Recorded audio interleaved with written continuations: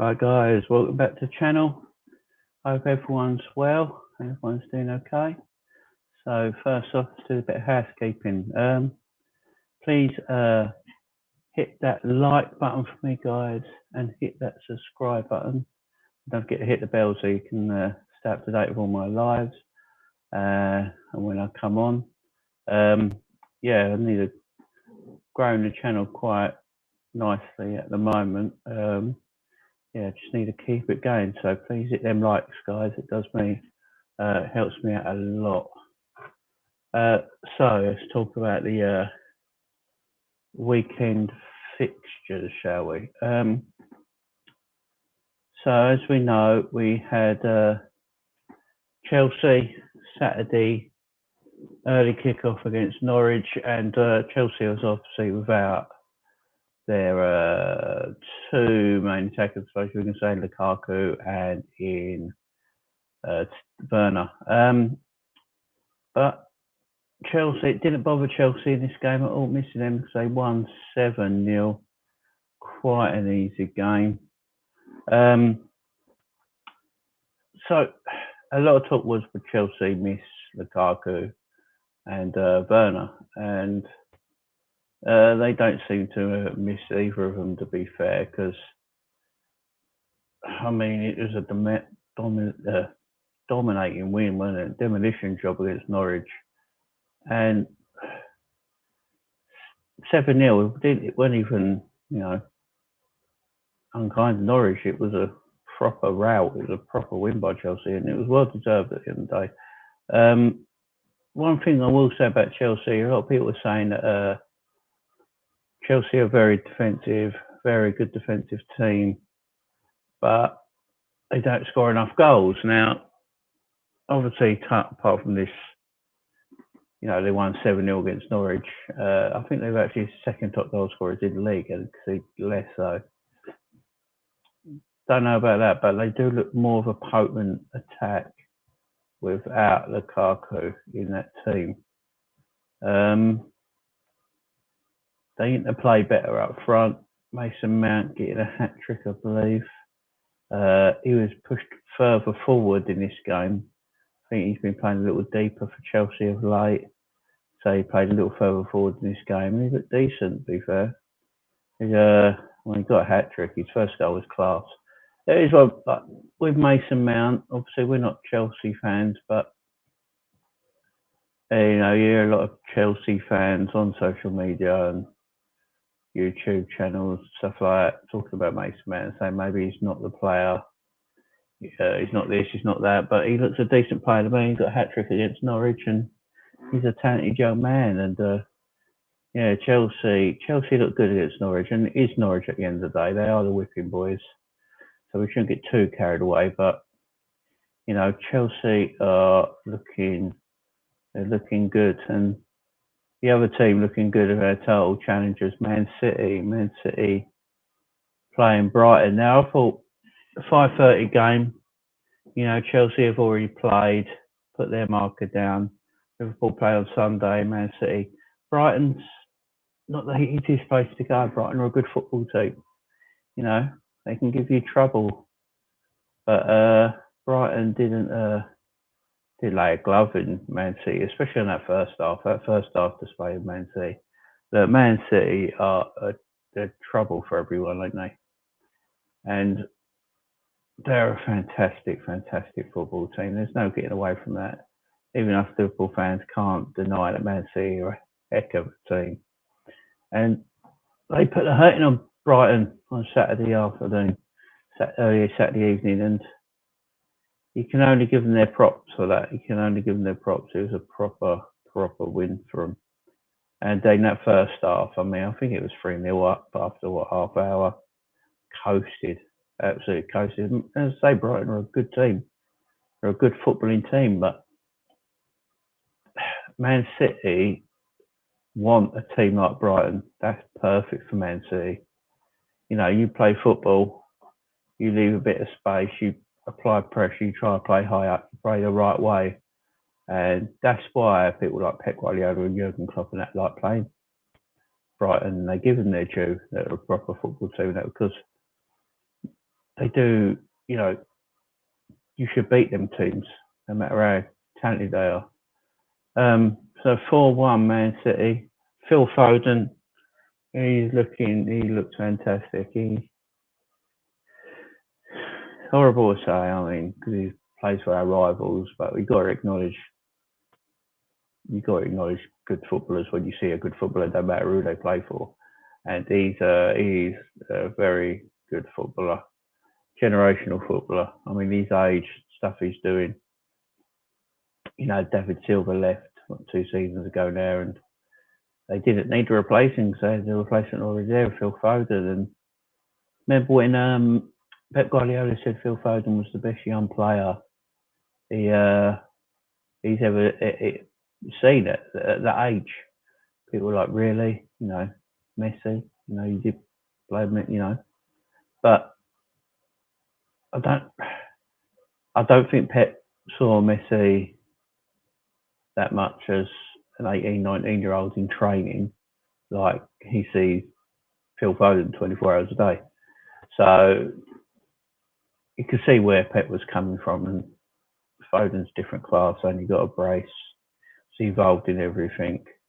I mean, that pass to Mahrez in the box was out of this world. It looks easy on the camera, but to do what he did was amazing. Big ups to him. He's a fantastic footballer. Man City coast to an easy 4-1 win. And then that brings us to Sunday's game. And, well, it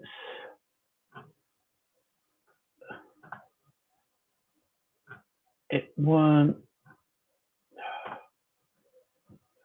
How should we put it? So Sunday, we see Chelsea have won 7-0, and we've seen Man City have won 4-1.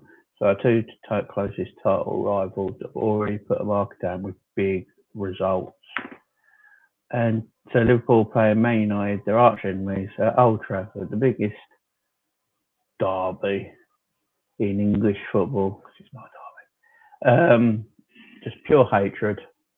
And it was personally, I thought we'd win. I always thought we'd win. I weren't even nervous about the game until Sunday morning when you wake up and think, shit, it's Man United. It's going to be a tight game. But I still thought we'd win. But the demolition job we put on them was amazing. It was fantastic. I mean, it was the best demolition job I've seen. And there was so much to talk about in that game. Right, it's just what I've seen online. I don't think enough people have given Liverpool the credit they deserve for that win on Sunday afternoon. All you've been hearing about everywhere is how bad Man United are, and don't get me wrong, they're terrible. They're a team of individuals and not a team, and I think that's a problem for Man United. No one gives a shit. But for us, I don't think there's been enough positives, and I think that's not a problem. I don't really care at the end of the day, but I think we need to start talking about how good that was, because it was a heck of a performance. I mean, let's get it right. I mean, Bruno Fernandes could have scored in the first 2 minutes. And they would have said, no, I think it would have. I think it would have just ended 5-1, because they were their defence. Their defence is terrible. I mean, we've got to talk about it. Harry Maguire. Now, apparently, Harry Maguire and Luke Shaw got into a fight at training today. Now, I don't know if that's completely true. It could be bull, but apparently, the Athletic have said that it did happen. So, who's to know? I mean, I don't know if it's made up, but the arguments between two, and they actually got into a fight. And Harry Maguire. When Harry Maguire's transfer went through for 80 million from Leicester were doing this, because they've not missed Harry Maguire. He's not made Leicester worse by leaving. Leicester have got 80 million for him and improved their team, but they're actually better. They've not missed him. And all you get is Harry Maguire this, Harry Maguire that. Look how good Harry Maguire is. Harry Maguire's underrated. He's as good as he is in the centre half in the country. And you're like, do you not watch football? You know, do you actually sit down in the stadium or on the telly and sit there and watch? Because if you do, Harry Maguire is just your basic British centre back. He's nothing amazing. He's not terrible. He's just a decent, basic centre back. He's good at heading the ball out. You know, he's got a massive head, so he should be good at heading the ball out. You know, and he's a tall, big lad, and you know. But I have seen Harry Maguire one-on-one with opposition attackers get skinned and turned all the time. All the time. All the time. And no one ever talks about it. And you say, oh, with England, he looks good, he looks good. Yes, because England play a defensive kind of game. You know, they play a possession-based game. And so he looks decent. Hey, John, you're right, fella. How are you, mate? I'm good. So, yeah, I'm just getting sick of all this Harry Maguire's this, Harry Maguire's that. And he's just an average, decent British centre-half. He's nothing amazing. And he actually looks worse this season because he's partnered with Varane. Varane's a decent, very, very good. I don't think he's as good as people go on about Varane. I don't think he's this world-class centre-half. I really don't. I mean, he's 28, 29 and he's not British shit. He's not British as shit. Yeah, he is. He's just a bang average British centre-half. Like, that's all he is. But Varane, I think, is a very, very good top-notch centre-half. He's a proper good defender, but he's not this world-class defender everyone keeps talking about. I mean, I look at him. I know he's injured at the moment, but he came in, was he 28, 29? And like, he looks like he's peaked. And he's a centre-half, and centre-half shouldn't be peaking until they're 32. No, it's not a position like a forward when they're peaking at 29, 30. He's a very good player, but he's showing Maguire up because he's so much better than Maguire. So when they play together, he's making Maguire look worse. When Lindelof and Maguire together, because they're both average, they don't look that bad together. So you see that a lot when you've got a lot of good, average to good defenders. Say like Ben White and Dunk, you know, they were good together for Brighton. They both look good. Everyone's like, oh, you know, I'll have one of them. Arsenal went and got thingy for Benjamin White, as he likes to be called, for 50 million. And he's like, he's just a bog standard British centre back. There's nothing outrageously good about him. And, you know, it's all hype all the time. But you get that when you get two of the same sort of quality together at the back. They look semi-decent together. But as soon as you take one out and put someone who's actually quality next to them, they stand out like a sore thumb. And that's what's happening to Harry Maguire at Man United. So when he's with Lindelof, when he's with Lindelof, he looks good. He looks decent, you know, because Lindelof's cack, you know, he's not great himself. But then when you put a quality defender like Varane next to Maguire, he looks what he is. He's just a decent to bang average to decent British centre-half that people talk far too much about and it does my nothing. John here, what made a player of his ever go to that Man United team is beyond me. What is that Varane, John? You on about Varane there?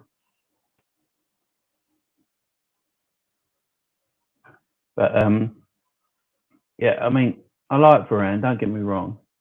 I think he's a very good defender. Is he better than Joel Matip? Yeah, you are, John. Cool. Is he better than Joel Matip? You know, I don't know. Yeah, the only thing that goes against Joel Matip is his injuries. We all know that. That's what goes against Joel Matip, his injuries. But when he's fit, when Joel Matip's fit and he plays, is there hardly any centre-backs as good as him? I know that Matip can get exposed sometimes. Of course he can. Sammy, all right, fella? How are you, mate?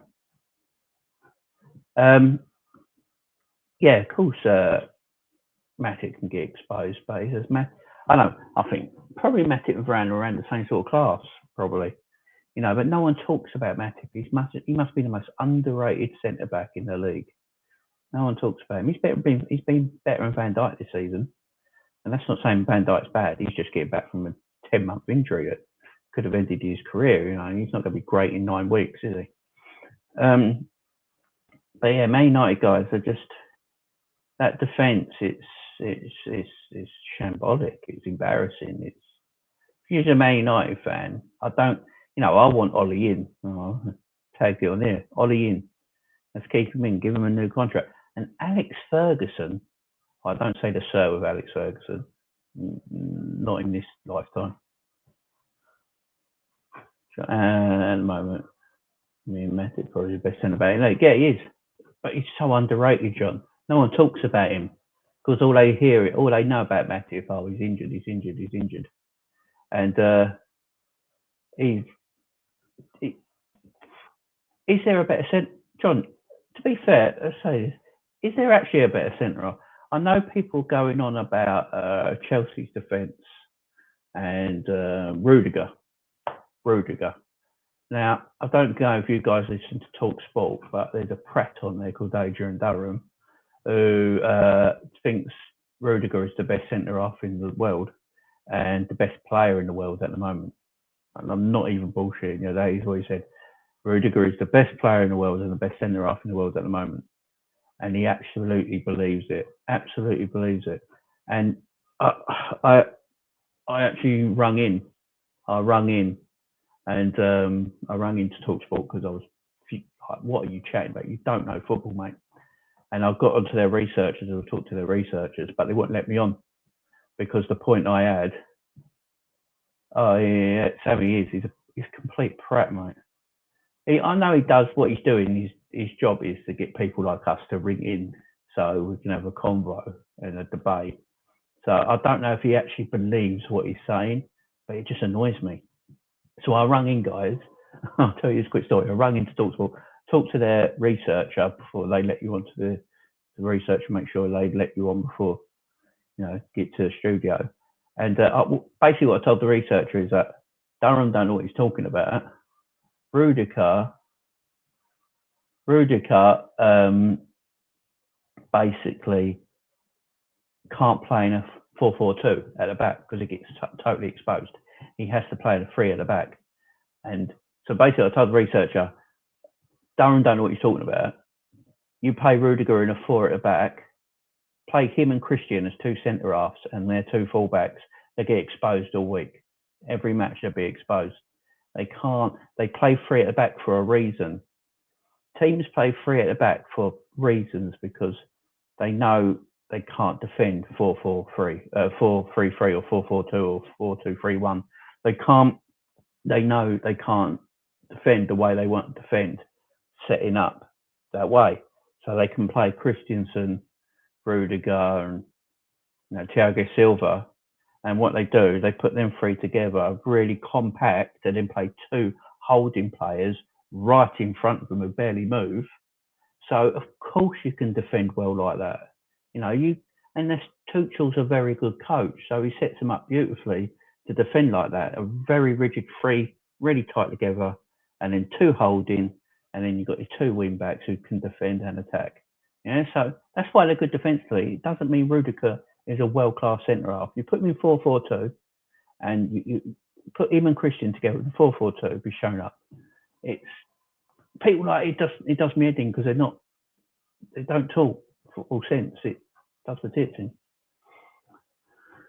John, getting on a Liverpool fan, but honestly, is there a better centre back pairing in the league than Matt and Van Dijk for me? No, I don't think there is. This is what I'm saying, John. So the way we play, guys, let's look at the way we play. So we play 4 at the back, 1 holding midfielder in Fab, and then you've got a Hendo who's more box to box, and then you've got whoever like a Cater and all that, who's your presser. He sets the press in midfield, right? And then the four defenders, we basically play two at the back because Trent and Robbo are more like left and right-sided midfielders more than they are fullbacks. Their attacking positions are so high. And then you leave Matip and Van Dijk as a two. So we play one-on-one defending. So if Chelsea played like Liverpool do, high risk, high reward football. That's what Jurgen Klopp calls it. High risk, high reward football. Yeah, we do leave our defence a little exposed at times because the reward of getting the goals matters more. It's high risk. That's why it's called that. And if Chelsea played like that, with Reece James and Chilwell doing what Trent and Robbo do, basically wide midfielders, and you left Thiago Silva or Christian or Rudiger and Christensen as defend like Matip and Van Dijk do, really high up towards the halfway line. Do you guys actually think Chelsea would only conceded 3 goals this season? Do you know what I mean? It's football knowledge. If Liverpool played like Chelsea and we played 3 at the back, Konate, Van Dijk, Matip, who in the world is getting past that? If we played defensively like Chelsea do, the way they set up, you play them 3 at the back, Robbo and Trent as your wing backs, and then you could play Thiago and, well, not Thiago, maybe Henderson and Fabinho as your pivots, so they stay there, and then Thiago in front. Tell me in the world who's getting past that, because no one is, and it's when people watch and talk about football, they don't talk about this sort of stuff. They just see, oh, Chelsea have only conceded 3 goals, you know. Oh, yeah, their defence, that Rudiger looks the business lately. I'm not saying he's a bad player, but he's playing in a 3 with 2 defensive midfielders in front of him who do not move. So protected. Put them in a 4-4-2, like 4-3-3, like Liverpool play. See how exposed they get. Stop the BS. Does me head in. Jamie just talking facts like it. Thanks, John. It does my head in, and people should. I'm not saying people don't know what they're talking about. I mean, I might not know what I'm talking about. It's just I come from it from a different point of view when I look at teams. I mean, I look at Man City. Man City usually have a good defence. Yes, they buy tremendous players to play in their back line. But Walker's not the best defender in the world. He's just got amazing pace that gets him out of so much trouble. It's probably not a forward in the world. He can't, get the ball back off of his pace. Cancelo is a fantastic fullback. I mean, he's playing on the wrong side at the moment. He's playing as left back. He's really a right back. And then they got good options in centre in the middle. I don't think they have better options than Liverpool. I wouldn't take him as a. I don't think Laporte, Stones, and Diaz are as good as Van Dijk, Matip, and Konate. Not in this world. And Gomez is better than Ake. So there you go. It's the best. We do probably have the best 4 centre backs in the league for me, and all 4 of them could play each other. And I think they're the best. But the reason City don't concede goals is because they keep the ball. It's a bit like Pep at Barcelona. Pep at Barcelona could play Mascherano as a centre half with Piqué, the most overrated centre half that's ever lived. Piqué is trash. He couldn't make it at Man United and he had to leave. The bloke's trash. He's so overrated and so protected, it's unreal. And the reason is because Pep at Barcelona had the ball for 80% of every single game because he had the best midfield, the best forward, and the greatest player of all time in his team. No one could get the ball. Xavi, the best Spanish player ever. Iniesta, who I believe is a better footballer than Zinedine Zidane. And people might laugh at that, but I think it's true. All right. Sergio Busquets is the most underrated defensive midfielder I've ever seen. Apparently, there was this thing that Sergio Busquets has never been nominated for a Ballon d'Or because Jorginho has been nominated, which is crazy.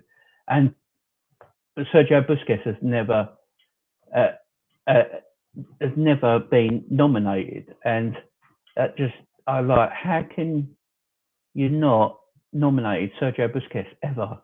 The man, look what he does for Barcelona. Him, Xavi, and Iniesta are probably the best midfield three I've seen. I mean, I'm 40 years old. I've been watching football for like since I was 10. Sammy's after me. No, just my opinion, Sammy. Just my opinion. Um, that is the best midfield three I've seen controlling a game in my lifetime.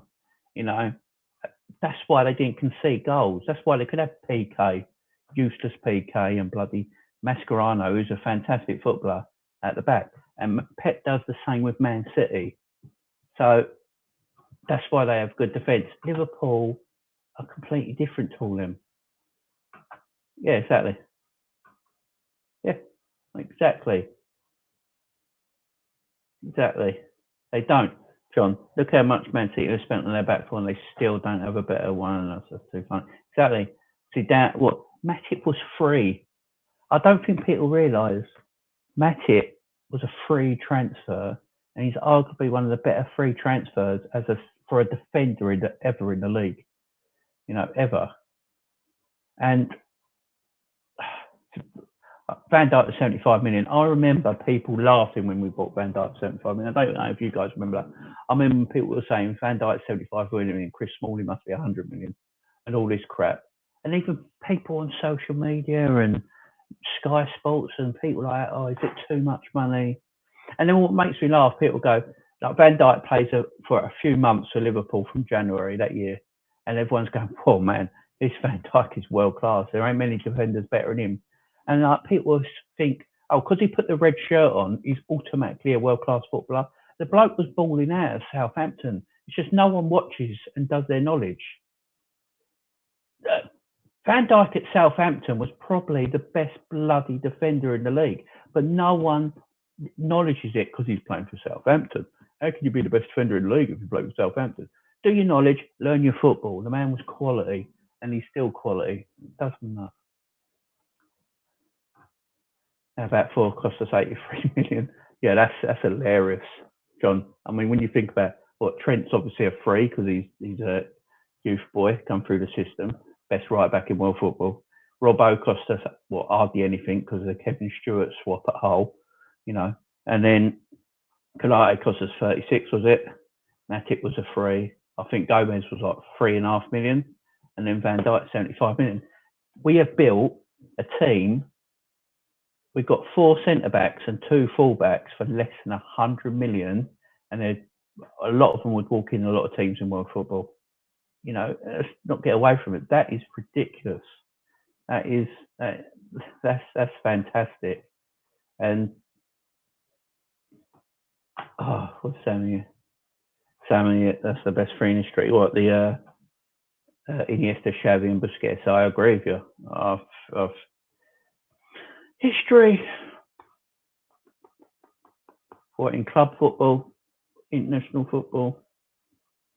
I suppose in international football, it's the same bloody three, ain't it? I don't know. It's hard to disagree with that, Sam. It's hard to disagree. They're the best, probably in my lifetime, I've seen. Yeah, in my lifetime, anyway. The way they control games is ridiculous. So good, so good. And look, with that, Iniesta and Xavi and Busquets weren't massive goal scorers. Now we've got this thing today that midfielders have got to score goals all of a sudden. Like people slag Thiago off because he's not a goal scorer or he doesn't get that many assists because apparently that's all we count in football now, an assist and a goal. Not how good that player is as a footballer at doing their job, you know. I mean, I could do an assist to bloody Salah on the training ground that's about 2 yards out and he does the rest and it's a goal and it's counted as an assist. But then someone like Thiago could do an amazing 20-yard pass that cuts out a whole team that no one else could do on the pitch. And then and it's not a stat. So no one's like, oh, it's ridiculous, ridiculous.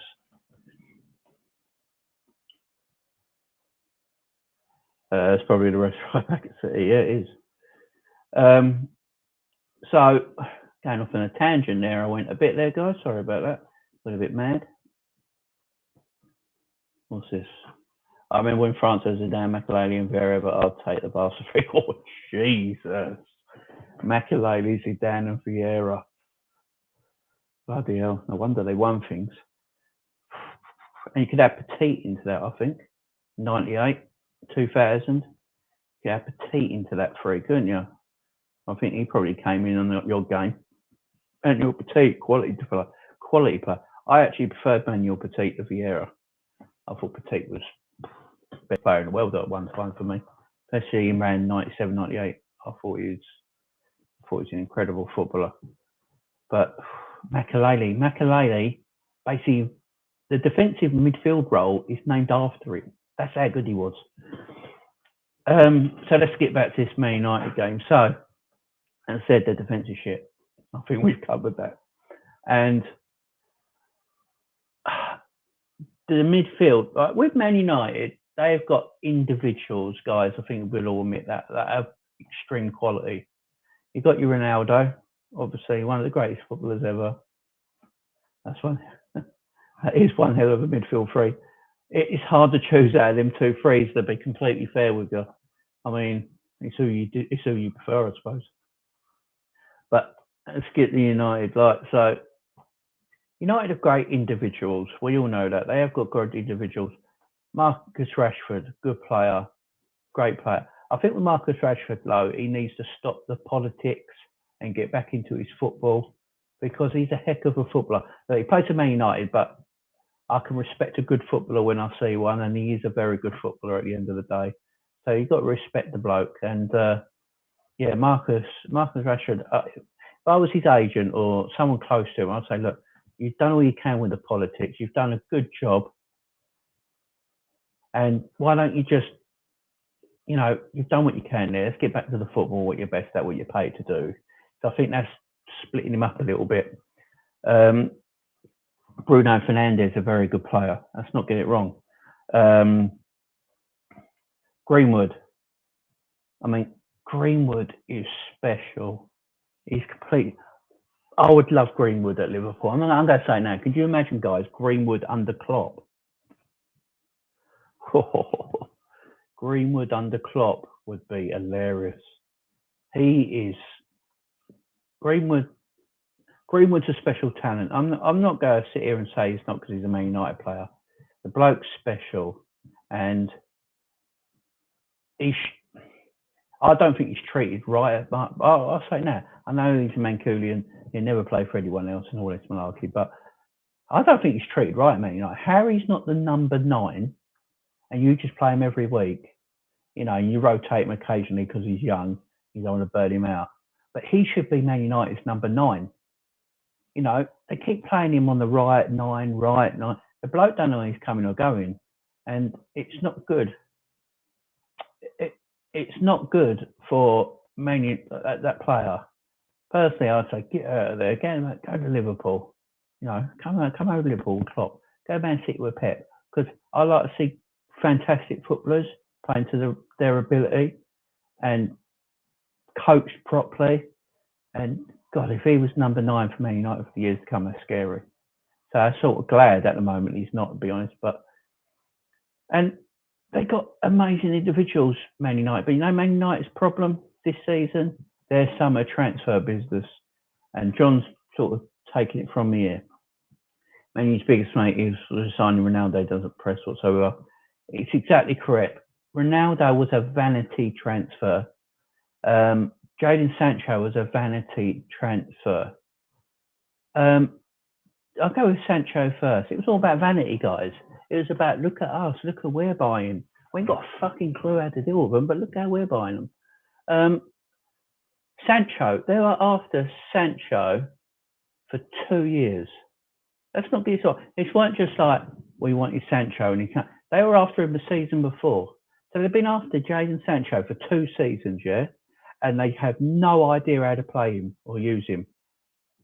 What's that about? That's terrible, terrible coaching. How can a Man United fan be like, I still want Ollie and give him time and What do Ollie this? Ollie's a legend of the club. We can't slag him off. I want to give Ollie time. Shut up, you tart. Jadon Sancho is a good footballer. I don't go over crazy with Jadon Sancho like a lot of people do. You see me on Coppage maybe say about Jadon Sancho. I don't think he's as great as everyone makes out because there is a bit of German tax there, I will say. But he is a good footballer. There is a talent there, and it needs bringing out of him. But when you spend 2 seasons, when you see for 2 seasons that you're trying to buy a player, you obviously know what you're going to do with him. Like, you're desperate for him. Yeah. All we've heard, all Man United fans say last season, we need a right winger. We need a right winger because, Greenwood should be playing number 9. We need a right winger. We need a right winger. Yeah. They said that when they missed out on Sancho. Got Sancho this season. Don't even play him. Don't even know what to do with him. How can you not know what to do with him? Did you not watch him at Borussia Dortmund? Did you not scout him? It's not rocket science. It's all because they bought Ronaldo. Another vanity transfer. A complete vanity transfer. It's like, look at us, we got Ronaldo. Yes, he's 58 years old. It's not Ronaldo of 10 years ago that won 3 Champions Leagues in a row with Real Madrid. It's not that Ronaldo. Get over it. You brought an old man to lead the attack that doesn't do any work off the ball and is now ruining your own team's progress. Look how bad Bruno Fernandes has been since Ronaldo joined the club. Yeah, I know Bruno Fernandes scored a hat-trick on his debut. What's he done since? On the opening day of the season. What has Bruno Fernandes done since? And last season, he was arguably one of the best players in Europe. I'm not going to lie about it and sit here because he's a Man United player. Bruno Fernandes is a quality football player. Yeah? I don't think Bruno Fernandes is a midfielder. He doesn't do anything midfield-like for me. He can't defend. He doesn't track. He doesn't press in the midfield. He doesn't control midfield. He's more of a shadow striker. Just playing. If you play 4-4-1-1, you could play a striker up top and then Bruno sort of behind that in the 4-4-1-1 formation. That's where he should be playing. Now, I know this. I'm not a football coach.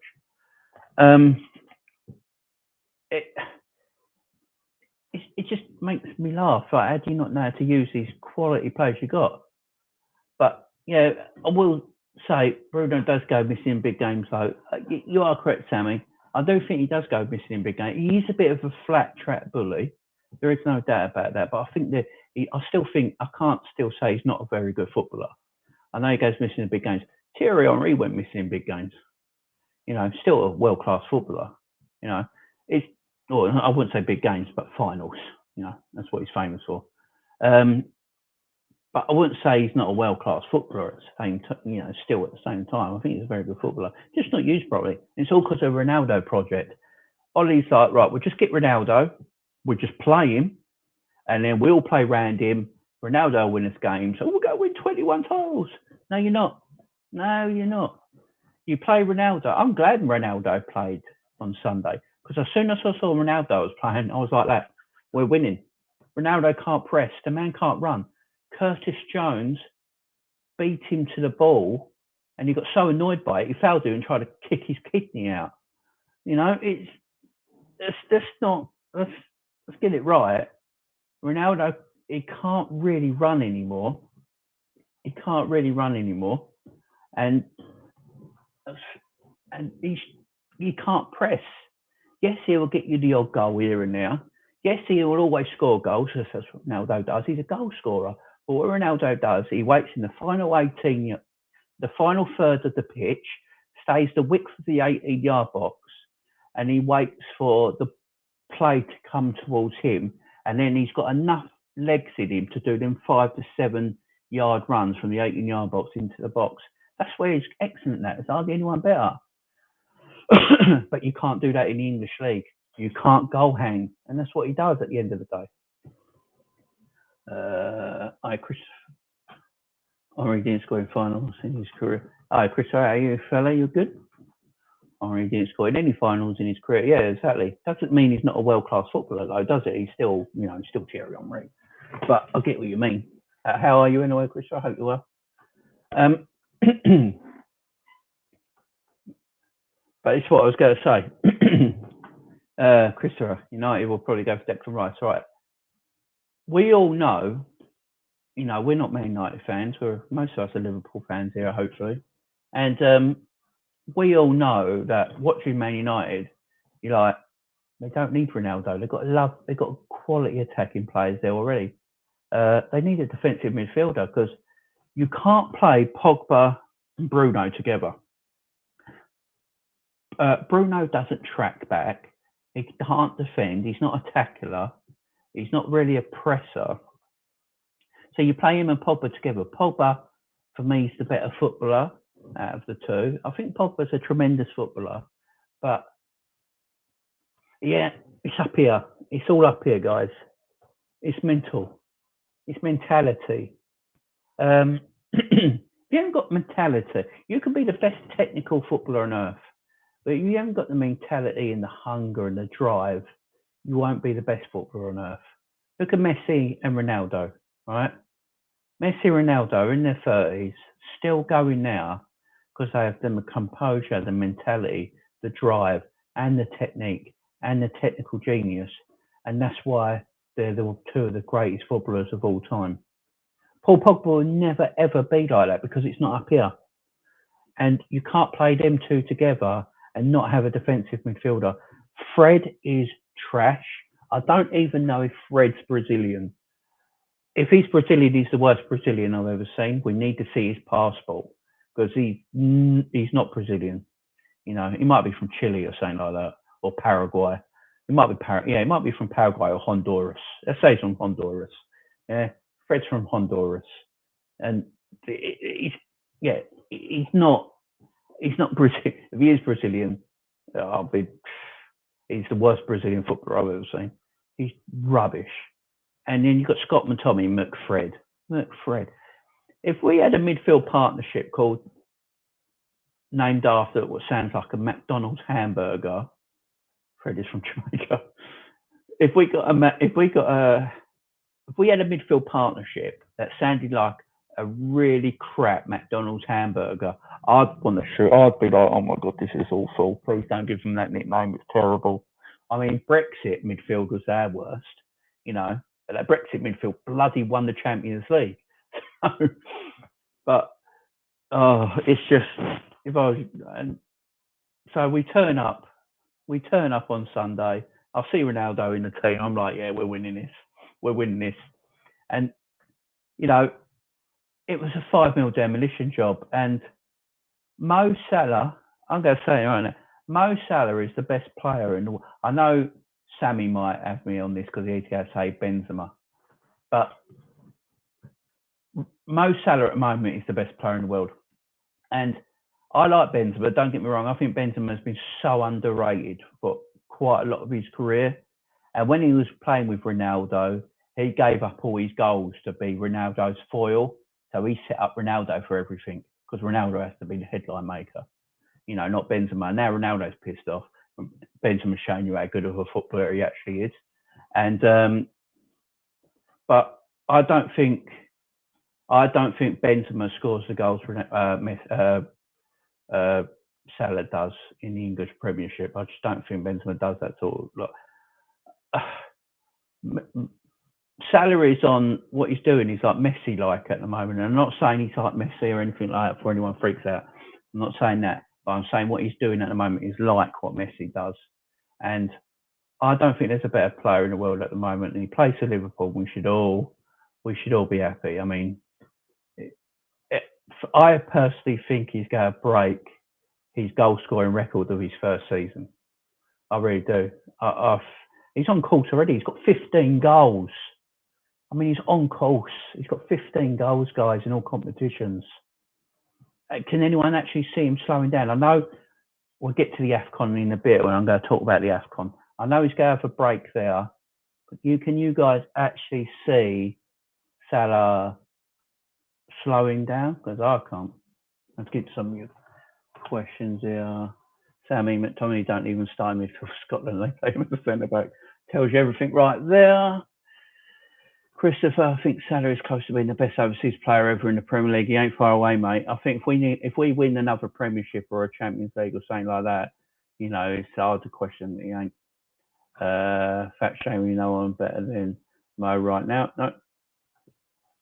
Sammy, it has to be Salah now. Benz was quiet in the Classico.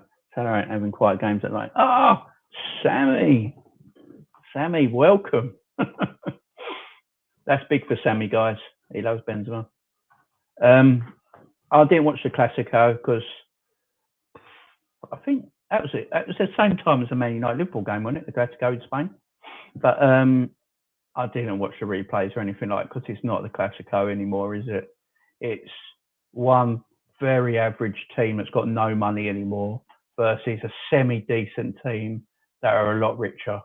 I mean, it's what's to watch? I used to love Classicos growing up. Absolutely loved it when I was a kid, and I used to watch, Real Madrid with your Roberto Carlos is your R9, the greatest striker that ever lived. Your Roberto Carlos is your R9s, your Gutties.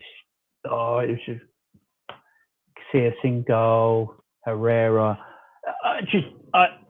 It was fantastic. And then you had Barcelona with, Kluivert, Rivaldo, Marc Overmars, Rijkaard, and then went on to be the manager. Pep Guardiola was a very good footballer. That was the Classicos. And then when Figo left Barcelona to go Real Madrid and they met the first time, it's like must watch. It's the biggest game in the world. And now it's like watching two 40-year-old former heavyweight champions coming out of retirement to have one more fight. And it's like, I don't want to watch this. Really don't. The real Classico now. I'll tell you what the real Classico is now. The real Classico is Liverpool, Man City. That's the real Classico. But Man United are our hated rivals. Can't stand them, They're our hated rivals. But Liverpool, Man City is now the biggest game in England for me. And that's the new Classico. That's what it is. I'm telling you right now. And what game was better? The Liverpool, Man City game or the Classicos on Sunday? Liverpool, Man City game all day. And I didn't even watch Classico.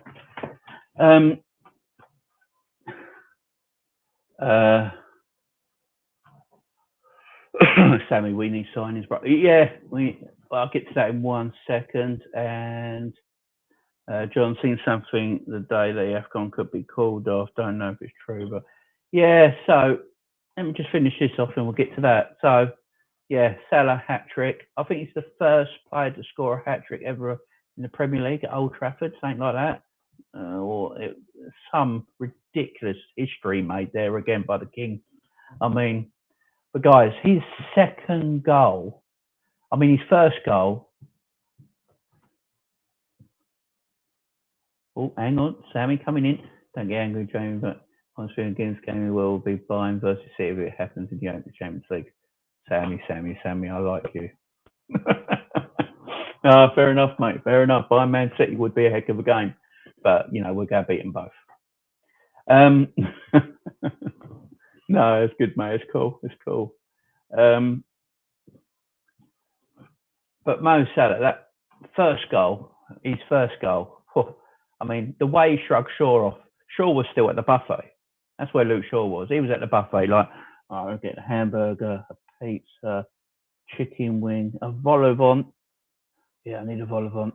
Oh shit, Salah. That's what happened to Luke Shaw there. The man was just he was in the panic.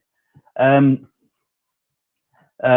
you're not out muscling Salah at the moment. You've seen Salah. You probably can't even pinch his skin. He's rock solid. The man's an athlete. The man's a machine. So that was his first goal, and a lovely cutback as well by was it Cater, guys? I think it was Cater. Yeah, third goal. Cater was a machine, by the way. We'll get to Cater in a minute. And then his second goal. Now, I know he's got all the time in the world because he's in the box. Maguire's having a fight with Shaw on the D because they've collided into each other. I'm like, what's happened there? They're having a little chat. But I know Salah's on his own, but he could have took a touch and then still scored. but he's so confident at the moment. Just sides foots it. He just places it with hardly any power into the net with a first touch. And I'm sitting there like, wow, this this fella is saucy at the moment. And then his third goal just topping it up. Demo, my man. How are you, fella? Hope you're good, mate. Hope you're good. Welcome.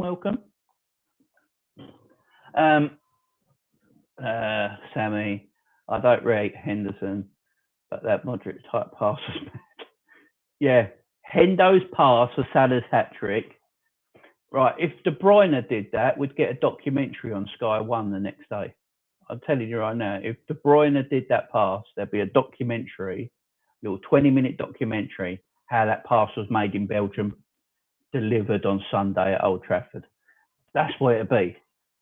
But because Endo did it, everyone's like, oh, yeah, it's a nice pass. Hendo's got that in his locker, but the position so with Henderson, lately, I've been critical of Henderson. I love Hendo. He's, I've been watching Liverpool personally for me, I've been watching Liverpool for 30 years since I was 10 years old. Now 40. I know I look young, but I am 40 years old. Look at the t-shirt. And I've watched a lot of Liverpool. Obviously, Stevie will always be number one. There's no one, he's always going to be number one in our hearts because he's a Scouser, he's born and bred, Liverpool through and through. But I tell you what, Jordan Henderson as a leader and a captain runs him as close as anyone else could think. I like Sammy Hyypiä as a captain before Gerrard took it. Alan Hansen as a captain was amazing. You got all these, Mulby was captain for a while, John Barnes was captain for a while, got all these amazing captains. But Hendo is an amazing captain and leader on the pitch. So I was always up for him to get his new contract. But I always understood FSG if they didn't want to give it to him at the same time. I was sort of like, I can understand both sides. But what's happened to Hendo this season, I don't know what it is, but he's getting too forward, if you know what I mean. If you know what I mean, guys, he's getting too far forward, and that's not Henderson's game. He's not a creator. He's not a number 10. He's getting too far forward. What's happening is then, when Trent gets forward, there's a lot of space because Hendo's his cover. Yeah. So when Trent's getting too far forward, he's sort of like here with Hendo. So they're like, if we lose the ball here and they're both up the pitch, there's no one back to cover. I like Henderson when he plays deeper, like he did against Man United. He sat deeper. Look where he collected the ball up just before the halfway line. Him and Bobby pressing together, get it. It's crazy that Bobby's that deep. That's how much I love Bobby. Closing in, get the ball together, and then they put Hendo from the half, just getting over the halfway line, plays that delicious outside of the football, splits Maguire and Lindelof, just completely split them, and went round into Salah's path. And do you know what the crazy thing of that Salah third goal? His second touch was terrible. I don't know if you've seen it again, guys, on the replay, but Salah's second touch, it sort of comes off his shin a little bit, and but he's so quick and he's so confident. It didn't matter. It really didn't matter. I think he could have spooned it and he would have controlled it and still scored. He's that confident at the moment. But Hendo deserves credit. I mean, I want to see Hendo playing that deep more often, just alongside Fabinho maybe, and then letting Thiago, if he's fit, because we still really haven't seen Thiago, Fabinho and Henderson together yet, which is arguably our best midfield. But then there's a person that's come through this season so far that I think we all need to talk about, and that's Naby Keita. Before I get to that, John, I think I've watched the highlights of these 10 times now. Yeah, I watched the highlights in about a couple of hours before we started this video, guys. I've got the game recorded on the Skybox, so I just watching it, fast forwarding to the goals. And I think the only game I've watched more of on YouTube and everything is the Liverpool 4-0 against Barcelona in the semi-final of the Champions League. These two games are up there for me. They're the two games, John. The only cup, I think Hendo's missing the FA Cup, if I'm not wrong in terms of that. Would you say he's probably a better captain than Stevie G? Hurts me to say that. See, I had this, I rung into Coppish a few months ago now. I think it was before the season started, actually. And I said, Jordan Henderson arguably is a better captain than Steven Gerrard. And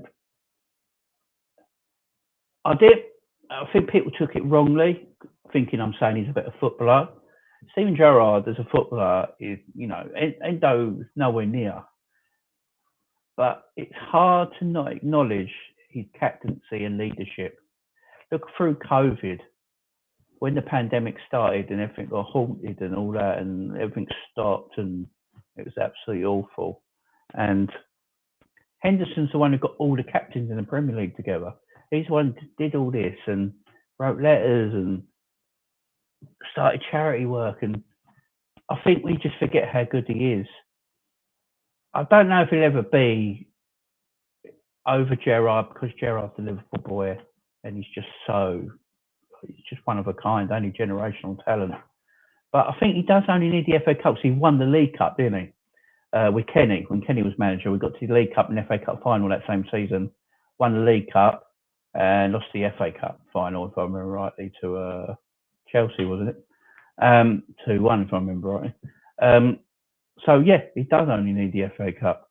He might never win the FA Cup with Klopp though as manager, because Klopp looks at the cups like, yeah, you're in the way, and we don't want you here, and you go and park yourself over there. And if we get, you never know. That's Klopp with the two cups. Let's face it. I mean, Preston tomorrow, what's he going to play? I mean, we've hardly got any. I mean, we've got a bit of a midfield crisis, but Pep Linders today said Kate has only got a bruise, which is good, because his foot didn't plant the floor when Pogba tried to destroy him. His foot weren't planted on the floor, so he never, because of that, he never caught him properly on the ankle, so it's just bruising. So he should be fine for the weekend. He's saying Fabinho's back now and should be all right for the weekend, and Thiago will join training this week, so he might not be ready for Saturday, probably be on the bench, but then he'll be back after that game. So we're getting midfielders back now. Preston game tomorrow. To be honest, I don't really care. I don't mean this horribly. I know a lot of people want to win all the cups and all the trophies, but I'm not. We haven't got Man City, Chelsea squad level, and I'd rather go for the league, because I really do think the league's there to be won. I don't think Chelsea can keep this up what they're doing at the moment, and we've just got to try and keep Man City off us. If we can keep Man City off, whoever finishes above Man City this season is going to win the league. And I just think we can keep Man City off us. And I just think we want to right the wrongs of last season. So this is the way this Liverpool team is mentality-wise. Season they didn't win the league. Last game of the season, they knew they couldn't win. Last game of the season, we knew we couldn't win the league. They finished a point behind. 97 points, grueling half season, best title race of all time. And then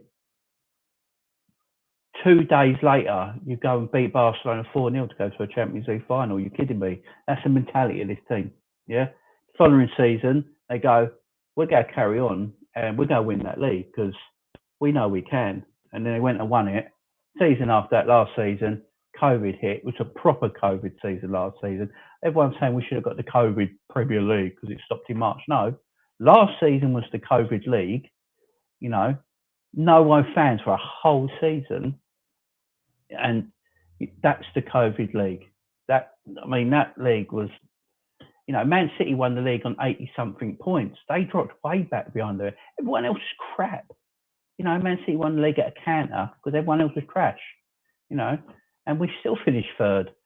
And I think this team this season wants to prove a point and go, We are, or we say we are, and we're going to go for this league. And I've just got this funny feeling, to be honest. More of your comments. Looking forward to seeing some of the kids at the mall. Yeah, I'm looking forward to seeing some of the youngsters. So we've got a good academy there, and it's a good time to play them. Why not? And if we go out, we go out. It don't really bother me, does it? Trista, maybe for the future, Henderson could be Liverpool manager one day. If he wants to do that, Trista, I mean, if he's up to wants to go into management, I always thought Jamie Carragher would be a good manager or coach because of the way he's he's very football. Everything about him is football. He knows everything, and I thought that would be him. I used to think Alan Hansen would be a good manager. Everyone thought Alan Hansen was going to take over Kenny Dalglish, but he didn't want to do it. And who knows? But I think at the moment that role is for Stevie, isn't it? John Salah said we want the league in front of it. Yeah. I mean, look at Salah last season when he apologised and said, I will make sure we got top four. And what happened? We got top four. Man's a G. As a Madrid fan, how hard is it to beat Pep in league football? Look, Pep, right. I know, Sammy, I know you love, you're a Pep man. I understand. I think Pep Guardiola is an amazing, world-class coach. There is no doubt about it. You don't win what he's done and do what he's done by being a bad coach. He's a world-class coach, but Klopp's better. And I'll tell you why Klopp's better for me. Klopp would win the league with Man City's squad, and he would win the Champions League with Man City's squad over the same period of time he's been managing Liverpool, 5-6 years. Pep Guardiola wouldn't win the league with Liverpool's squad. I don't believe he would win a league at the time with people like Gini Wijnaldum, Shaqiri, Origi, these sort of players in the team. I just don't think he would win a league. I really don't. And that's not saying Pep's a terrible manager. He's a world-class manager. They both are. They're both world-class. But you look at Pep's first season, he joined Man City. Man City had a great team. And if I remember rightly, he won 10 games in a row in his first 10 games when he joined Man City as their manager. And everyone thought, bloody hell, look what he's doing. And they're talking about he was revolutionary by the way he brought his fullbacks in so much. And they were almost like midfielders and all that. And I'm sitting there thinking, no, Bob Paisley used to do that in the 80s with Liverpool with Steve Nicol and Highway and all that. So it's not revolutionary. He's just doing what other managers done in the past. But football only began in 1992. That's what we've got to remember. Before 1992, there was no such thing as football. So no, Pep's a world-class manager, but he needs the money. So that season after he didn't win the league, he dropped quite far back at the end of it, wasn't it? I think Chelsea ran away with the league, didn't they? And then he went out the following summer and spent a gazillion pounds on defenders and fullbacks because he needs certain player to play his way, and so he's got this identity of the way he wants to play football. He needs a certain player in each position to play that way. I think Jurgen Klopp can make a semi-decent player look amazing, in my opinion, and make him work hard, work for the team, and be part of that team that creates something special. So it depends what you like at the end of the day. I'm Klopp all the way through. Some people are Pep. I can understand both. For me, it's Jurgen. I mean, it's just this facts, Jamie Hingshaw. Fair point, bro. But his style of football is great. Yeah, his style of football is nuts. But as I said, he couldn't do that with some players Liverpool have in their squad, if you know what I mean. But I get your point as well. Totally understand. So let's get to this. Let's just finish off. Liverpool destroying Man United 5-0. It was great. It was fantastic. It was everything we wanted to see. We even gave them the last half hour off because I think Klopp felt for Ollie. I really do. I think Klopp looked at Ollie and thought, look at that poor little old man over there. this, let's just calm it down a bit. We've got half hour ago, led down to 10 men. Let's just not humiliate him. And I think in Italy and in Germany, in Italy, I think there's this thing in Italy where if a team's winning 4 or 5-0, they purposely stop. They could get more and more if they wanted to, but they do it. There's a thing where they sort of show a bit of respect and go, yeah, that's enough. Game's over. And I would love to have smashed them 10, 8. I mean, I think we could have scored 6, 7 or 8, to be honest, if they really wanted to. But what's the point of exerting yourself when the game's over and it's already won, So it's great. It's fantastic. We're the top goal scorers in the league. For me, I'm going to say it again. We are the best attacking team in European football. We have the best attack in European football. We have the best player in world football in our attack at the moment. So how can you say any different? Salah, yeah, read that one.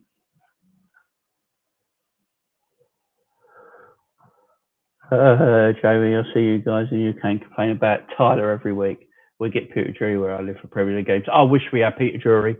Peter Drury is the GOAT. Peter Drury is the best commentator in England, in English commentator. He's the best. And we get boring Martin Tyler, who, the last time he got excited, I think was for Aguero's winning goal against QPR, the Man City won their first title. Unless Man United do something, he spunks all over them. Otherwise, no, Tyler's so boring to listen to. I mean, there's times in games when Martin Tyler just starts talking and he's talking about something that ain't even involving the game. He's just chatting. Like, we're chatting now. And he's like, Martin, you're watching the game, commentating it. And he's like, blah, blah, blah, blah, blah. It's like, oh my God. The Liverpool thing, I think what a lot of Liverpool fans get annoyed with is when he's commentating Liverpool games, he doesn't sound excited at all when Liverpool score goals. And he's just like, yeah, so he's got a third. Oh, he looks good. Yeah, that's great. Oh, he's the best. When I heard Peter Drury's commentary on the third Salah goal, I think it's something like an extraordinary goal from an extraordinary player, from an extraordinary team, from an extraordinary scoreline. I was like, the difference in commentary is out of this world. But Sky Sports will not sack Martin Tyler. He's 177 years old. He's on his last legs and they love him. So they'll never get rid of him. It's the opposite in the Champions League, though. We're stuck with Tyler and Drury. We're stuck with Tyler and Drury does games for BT Sport. Oh, if Drury does the BT Sport ones, you get Tyler for Sky. Oh, that sucks. I mean, I prefer the BT commentary here. The BT commentary, apart from when Steve McManaman's commentating, which is like, it's terrible. But the main commentator for BT Sports, I can't remember his name at the moment. He's far better than mine, Tyler. He's actually quite a decent commentator. I don't mind him. So that's the weekend's action, guys. And I went off a bit on some other football topics there, but I think it needed to be said. Now, it's AFCON. I think John was saying it. I'll find a message now. But yeah, about the AFCON, I think John was saying it. Yeah, Darren Fletcher. That's it. Yeah, I don't mind Darren Fletcher. I think he's all right. I think it's because he's young. I think it's because he's young and he's enthusiastic for the job and watching the football, and it don't matter who he watches. He's got the same enthusiasm if he's watching Brighton Crystal Palace as he has if he's watching, Liverpool PSG in Champions League. He's got the same enthusiasm, and I like that. I think he's all right. So the AFCON. So there's this rumour going online today that there's this letter going around that's saying the African Cup of Nations might not happen this January. It might get pushed back, might get pushed to the summer, which will be their winter. That's why it's in January, because it's their summer and it's their summer tournament. Because of COVID. I think that's the main thing, because of COVID in places in Africa at the moment, and all players that are coming around the world to come to the AFCONs. I think they're a bit worried about it. I don't know what the COVID situation's like in a lot of Africa at the moment. I really don't.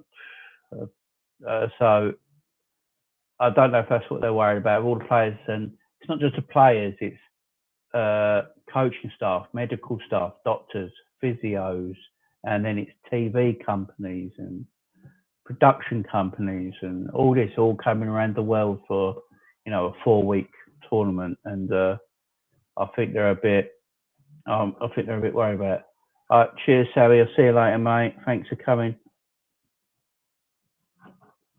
So I think they're a bit worried about that at the moment. But I don't know. I think it happened. The thing that's I think irritating all the top teams, all the teams that have African players that will go to the AFCONs in January, is that they've got to go 2 weeks before the tournament starts. So that means here everyone would leave on Boxing Day. And I think that's what everyone's a bit like.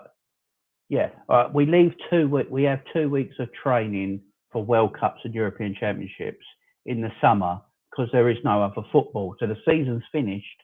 The players can go off, and they have like a little week's holiday. Then they go off and then they have trading for 2 weeks, and then you got a World Cup or European Championships because there is no.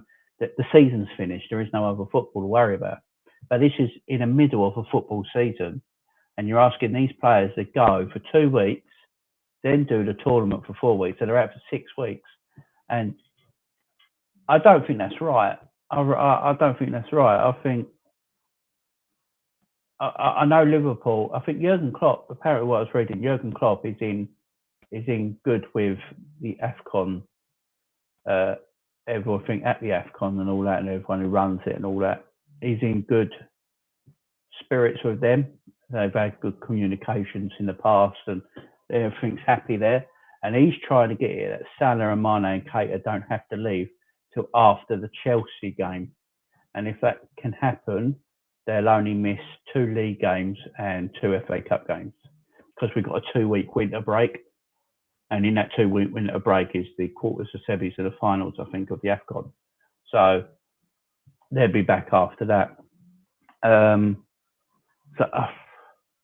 It's a tough one. It is a tough one. John, what I've seen, code's really bad over there. No, mate. Yeah, I mean, I'm not surprised. I mean, there's a lot of African countries that are not, haven't got the luck of what us Westerners have got with, better healthcare and stuff like that. So let's not get political here. Chris, I hope it's off. Yeah. Chris ain't holding back. I never understand how a country can tell a player to do winning club play. Yeah, neither can I. If I was a club manager, I'd pull my hair out when he's in national duty, especially at a tournament in the middle of the season. I mean, it makes no sense. I know in Africa, January is their summer. The Southern Hemisphere summer is our winter. So I know it. So that's why they do it, because it's their summer games, World Cups and Euros in the Western Hemisphere in Europe are in our summer. So, but I think all the club managers around Europe want the AFCONs to be in the summertime, in our summer, when we have our ones, because there's no football. There's no football then, so they can do their thing. But I don't know what about African season leagues. I don't know if there's any African leagues, and if that's when it's their season starts, and so it's all confusing. But I'm not. So I know people are worried. If say we lose them for 8 games, but that could be what happens. We lose them for 8 games. I don't think we will. I think we'll come to some. I think everyone will come to something where you go, they're not leaving after Boxing Day.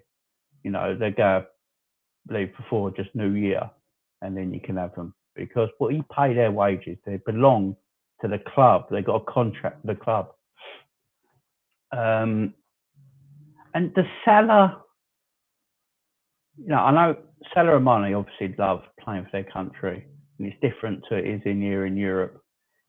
South Americans and African players really are passionate about playing for their country. But Salah, he's so hot at the moment, and he wants to win the league. Does he want to miss 6 to 8 games for Liverpool to potentially play in an African Cup of Nations that he might not win with Egypt and sacrifice that? It's tough. It's really tough. But with the AFCONs, people worry about the team. So we have got a few options if they're fit. Saying that, if they're fit, obviously we'll still have Jota, we'll still have Bobby, and we'll still have Origi. Now, when I say it like that, it doesn't sound the best three to play because, you know, for the odd game here and there, I'd play that three. I think they'd get results, to be fair, if we play the right way. Origi, Jota, and Bobby can get goals and win games. I ain't fussed about that. But to play that three for the entirety while they're away, we might struggle with. But that's when Klopp might have to come in and change it up a bit. Because he could just play a two up top. Because you haven't got that. You haven't got the Mane and Salah. You haven't got Mane and Salah there. You could just play the two up top. You could play Jota and Bobby up top on their own. You've got Origi then on the bench. And then you can play a bit of a different midfield combination and try and make it work. Yeah, I think there is ways around that. There is ways around that. Right, guys. Why don't tell you what, guys. If you want it, guys, you can the link's there. You can call in if you like. We can talk, have a chat, get anything off your chest, anything you want to talk about. You know, you can come in.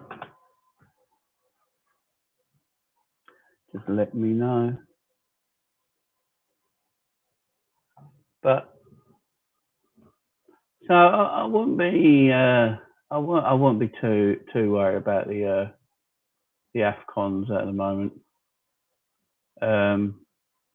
Will be November next weekend. You know, busy Christmas period. Let's just try and get as many points on the board as we possibly can, guys, and then from there we'll see how we can go. We'll see how we go. So if there's anything you want to talk about, guys, let me know in the comments, or there's links there if you want to call in. It's up to you guys. I don't mind. I'm here. So we covered most of everything I want to cover, apart from Bobby Firmino. Now, I've been saying it for time now, to anyone who actually wants to listen. I think Bobby Firmino is the best false nine player in that position in European football. I've said it for a while now. I get laughed at sometimes because, you know, Bobby don't score enough goals. He doesn't do this, doesn't do that. And people get a bit like, you know, he's not, is he a goal scorer? Is he this? Is he that? He's got a number 9 on his back, so everyone thinks he should be a goal scorer. Now, what Bobby does for us, and I think you've seen it in the last few games he plays, no one else in our team, no one else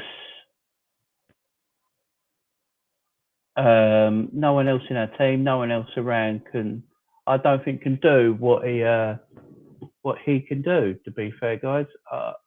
I've said it all the time. Jota against Man United played on that left-hand side instead of Mane. And look how good Jota was, yeah? All right, he weren't amazingly good, but he was good. And he's better there than he is through the middle as a number 9. I've said it all the time. Bobby as a number 9 is different. You can play Bobby, because when Jota plays number 9, he plays level with Salah and Mane. He plays right up top. That's not his game, as I've always said. But Bobby, he comes deep. Bobby drops so deep. I mean, look at the hat-trick goal for Salah. It was him and Henderson on the halfway line coming in on Pogba. I think it was somewhere, an interview. I think it might have been with Sky Sports, and Bobby gave, what's your thing on the pitch? What's your tactic? What's your system? And then Bobby's like, I am the system, and that's true. Bobby is the system. John, I'd love to. You're still on in 5, bro, mate. Yeah. This is something good. Yeah, I'm still here, mate. Yeah, take care of the wife first. Very important. No, Bobby's the system, guys. Bobby is the system. He drops deep. He collects the ball from the wide players, and what that helps is that Bobby's press. So he's the trigger. They've been on about this on Sky Sports since Sunday night because Man City can't press. Man City tried to press.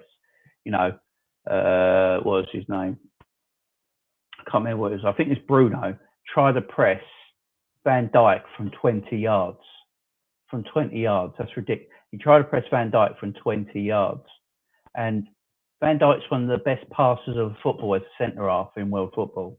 And you're trying to press him from 20 yards. That's not how you press, And the first press is meant to be the trigger.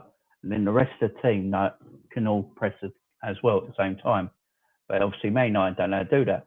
But Bobby's the trigger. So when Bobby presses, everyone else comes in and presses. If Bobby lays off, everyone else lays off. There's times to know to do it, and it's clever, So if the roles were reversed and Bobby's chasing, say the ball's gone to Maguire and Bobby's 20 yards away from Maguire, Bobby's not going to press that ball 20 yards away because he knows it's pointless.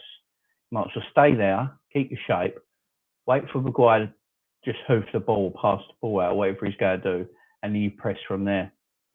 That's what Bobby does. And we lose that press when Jota plays as number 9. And since Bobby's been played back in now, we scored 10 goals in 2 games with Bobby playing number 9. I don't think that's by luck or mistake, to be fair. I think what Klopp said in his interview, when we're all praising Mo Salah, and rightly so, deserves all the praise. But like Klopp said, if you don't understand Bobby Firmino, you don't know football. And he's right. Because he doesn't get the 20 goals a season, he's not eye-catching. Everyone's like, I don't know what Bobby Firmino does for your team. Watch him. Watch the press. He's the system. You ask Salah or Mane, who will they want as their number 9? Jota or Bobby? Ask them. Tell you Bobby all day long. I think Virgil van Dijk said Bobby is the best player in the team because of what he does for the team. He's very unselfish. He's that number 9 that comes so deep. And then he presses from deep. And then Bobby's good on the turn. Look, he had Maguire all over the place. Bobby Firmino is very good with the ball. He doesn't lose the ball a lot of the time when Bobby's got it to feet. Even when he's against big defenders, he's all right. He's good with his back to goal, with the ball to feet. He's good on the turn. Gives it to the wide players. He just give it back to the midfielders, and we start again. Keep recycling possession, and that's what Bobby Firmino gives you. And he's underrated, extremely underrated, because he's a fantastic footballer. And Christian, you're right there. I think I read that as well. Even Gerrard said he wished he would have played with Bobby. Yeah, you imagine Bobby's pressing with Gerrard there. Bobby coming deep. He could play 1-2s off Gerrard, and Gerrard could run off Bobby. Could you imagine that? Can you imagine that? Bobby coming deep with the press.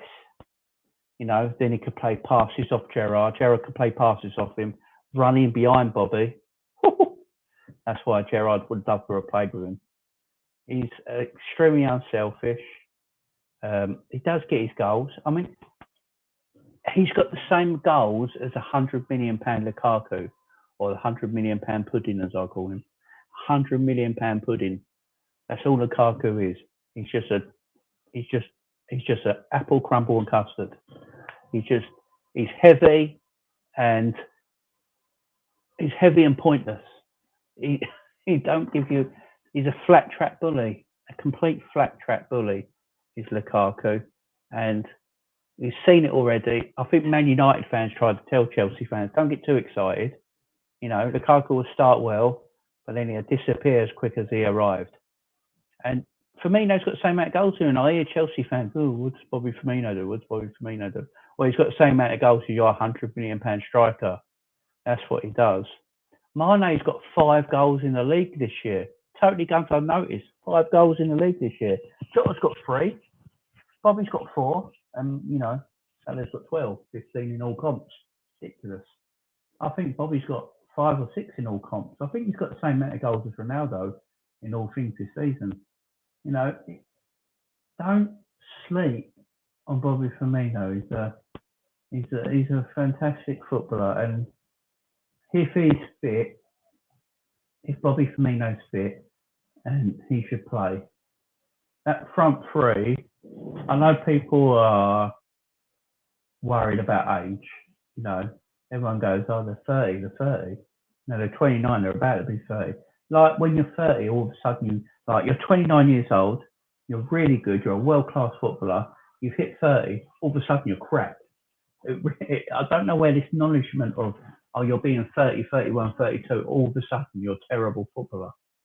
I've never understood that. Look how fit these players are. They're super fit athletes. Yes, they might lose their legs a little bit. Yes, they might lose their pace a little bit.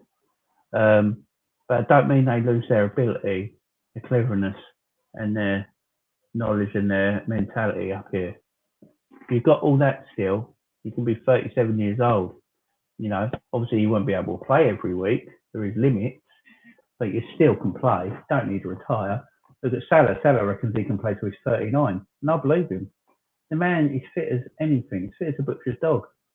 You've seen his shape of him. He's in immense shape. He doesn't drink, obviously because he's Muslim. He doesn't drink. You know, he doesn't do anything bad. He's in prime condition. And I could see Mo play. Even if Mo loses his pace, he's always going to score goals. A bit like Ronaldo.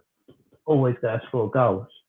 So, you know, I don't think the age thing matters. And look at the front three. Look at them. We've got the most goals in the league with this front three, and Jota is the fourth.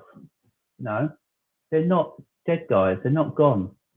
You know, they might not be quite as sharp as they were, say, 3 years ago when they were the best front three, but they are still arguably the best front three in world football. How many better front threes from them? You might say PSG because they got Mbappe, Neymar, and Messi, right? That's 3 individuals. Do they play as a team like Salah, Mane, and Bobby do? Do they press and hunt and run continuously a whole 90-minute game like Mane, Salah, and Bobby Firmino do? I don't think they do. And it just going unnoticed and good.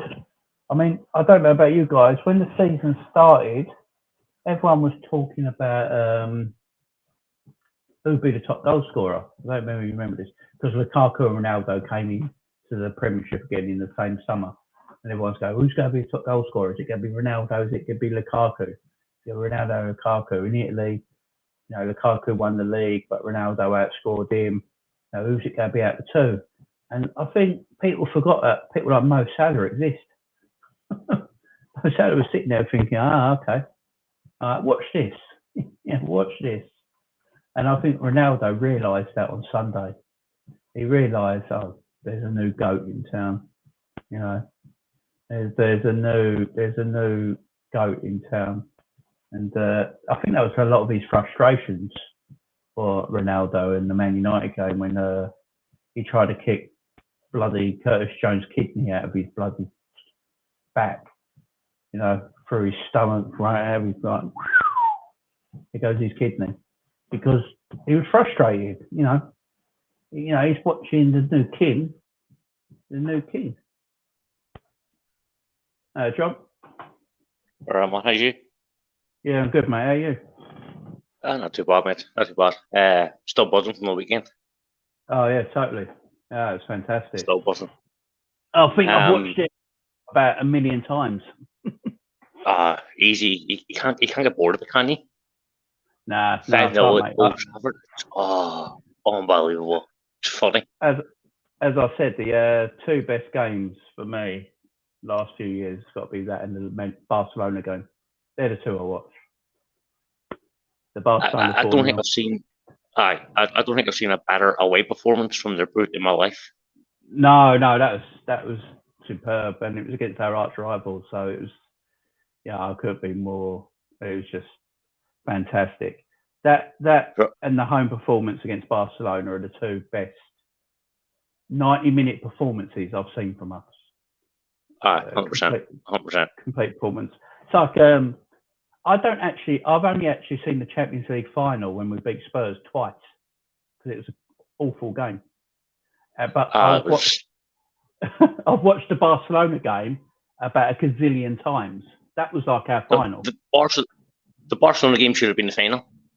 Yeah, it was our final, and and the atmosphere. I wish I was there that night. It was just incredible. But that Unbelievable.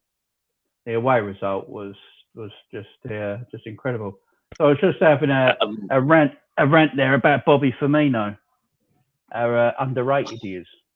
I don't think people realise how good it's this player ridiculous is. how much he's underrated. Uh, At I got, front three doesn't work without Bobby Firmino. no, not at all. It's Not at not. all. That's not the same. No, he's the system. He is the system. And I know what irritates me. People go on about age all the time. Like as soon as you hit 30, that's it. Apparently you're done. I mean, as a footballer, and it's not true nowadays. This now. I mean, Mo's going to play till he's 39 easy. You know, he's in Well, physical. he will say that in the interview, didn't he? Yeah, he's in physical condition. Cross fingers, he's never really been injured. Mane is in peak condition as well. Bobby don't rely on Bobby, unlike the other two, doesn't rely on pace. So he's always going to Mm-hmm. be. He's always going.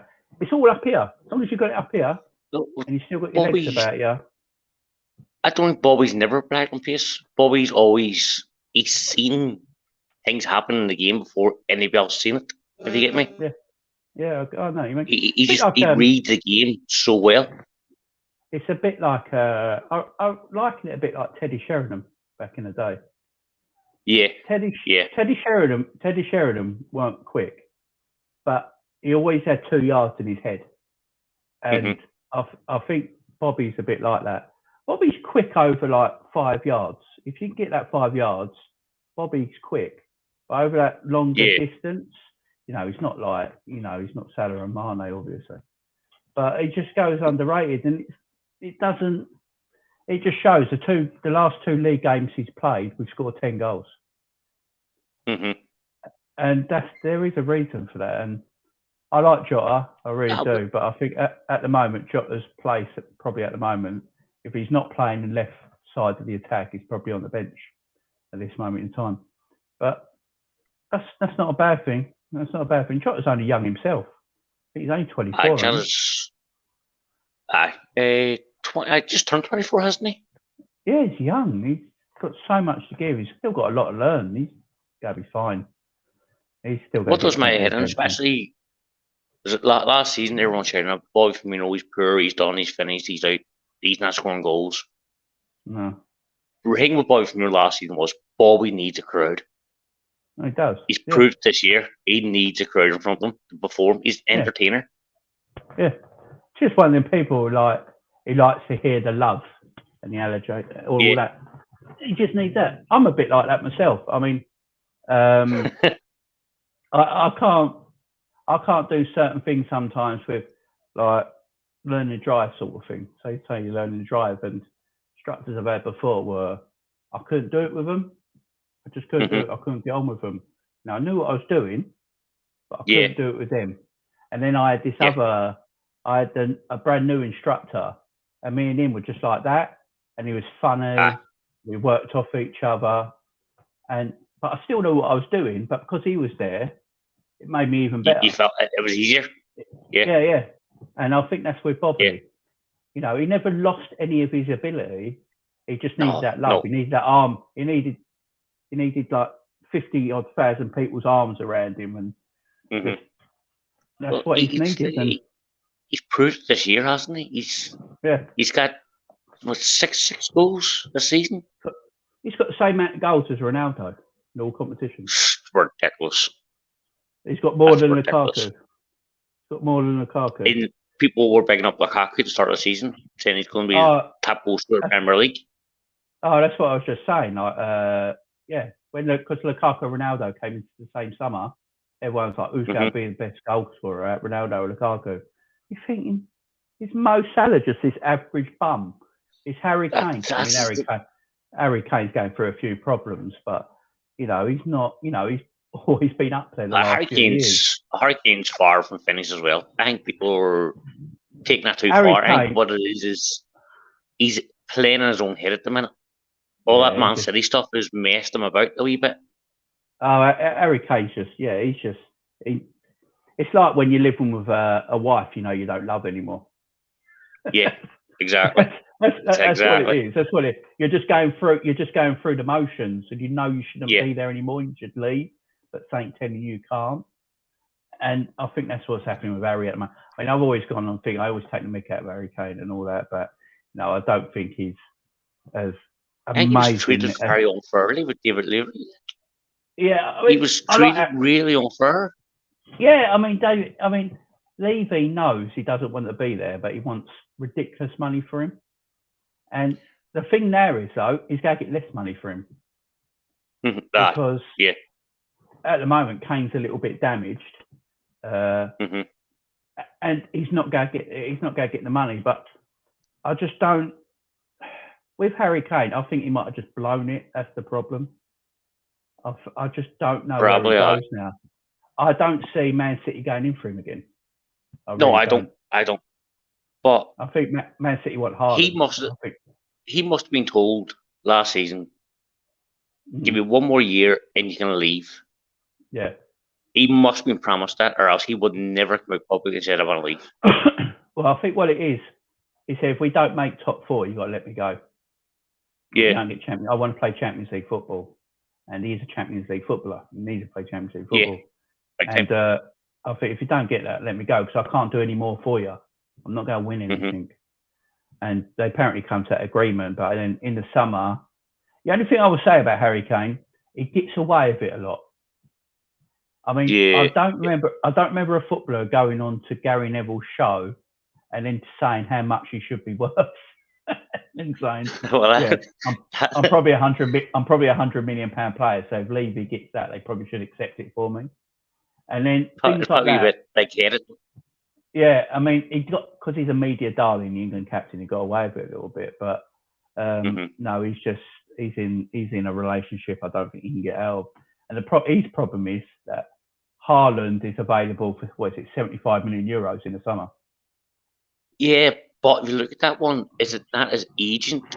If you're saying it for 75 million euros, his agent gets 40 million. Yeah, so it's still around 130 million pounds going to cost you. Yeah, it's ridiculous.